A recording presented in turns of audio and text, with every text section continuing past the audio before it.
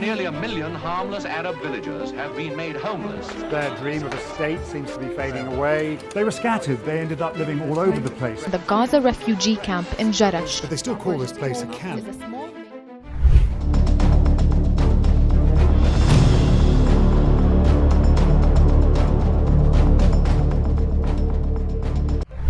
The refugee issue never stops making headlines.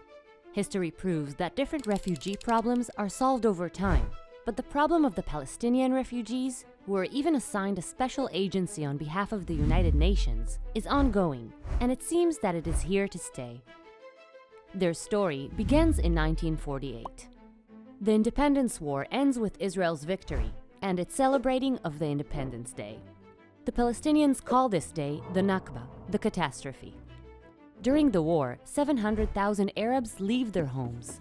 On the other hand, over 850,000 Jews living in Arab countries are forced to abandon their homes and become refugees themselves. It's true, there are also Jewish refugees. We will get to them later. Let's start with the Palestinian refugees. Did they run away? Were they left behind? Were they deported? Are all of the answers correct? This is Haifa. As in the past, this vibrant port city consists of an Arab and Jewish population.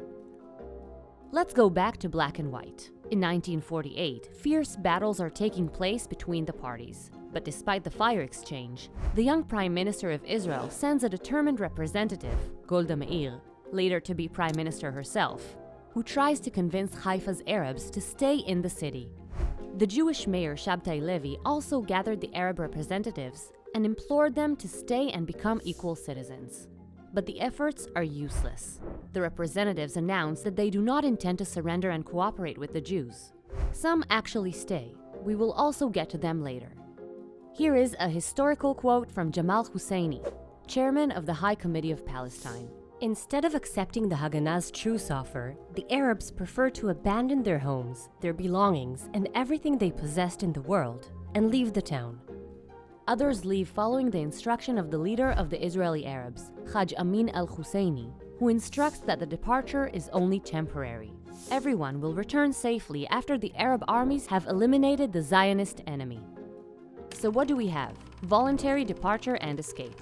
What about deportation? In several settlements, the residents are required to evacuate their homes.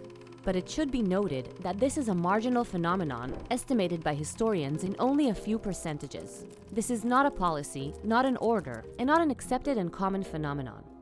The following document, in which the Prime Minister of Israel, David Ben-Gurion, clarifies that the mayor of Nazareth will continue to manage affairs, illustrates the Israeli concept of control over these districts. And here is an important figure. Over 100,000 chose to stay, and another 50,000 refugees were allowed to return with the end of the war. All of these immediately became Israeli citizens. Currently, they make up about 20% of its residents, citizens with equal rights. Here is Haifa today, a city where Jews and Arabs live together, Muslims and Christians, side by side as a symbol of coexistence. So much for the Palestinian side. Let's go back to the map showing the two-way movement of the refugees at that time. It can be seen that 700,000 Arabs are evacuating to neighboring Arab countries. In fact, to their Muslim brothers. On the other hand, about 850,000 Jewish residents are forced to leave their homes in Arab countries for Israel. Israel calls them the Jewish refugees.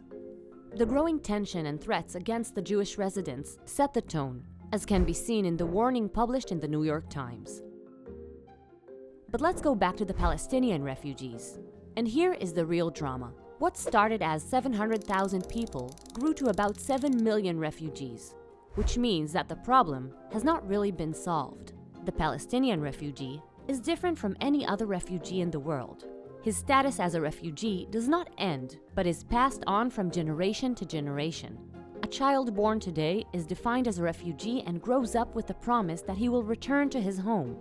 One of the reasons, and perhaps the main reason for the situation, is the refusal of the Arab countries to accept the refugees in their territory.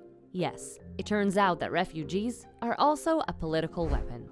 This is what a refugee camp looks like. These are not really camps, but large built-up towns. Attempts to solve the refugee problem have been made in the past, but so far without success. A logical outline could propose Palestinians for the State of Palestine and Israelis for the State of Israel. It seems that the matter will continue to make headlines in the coming years. Stay tuned.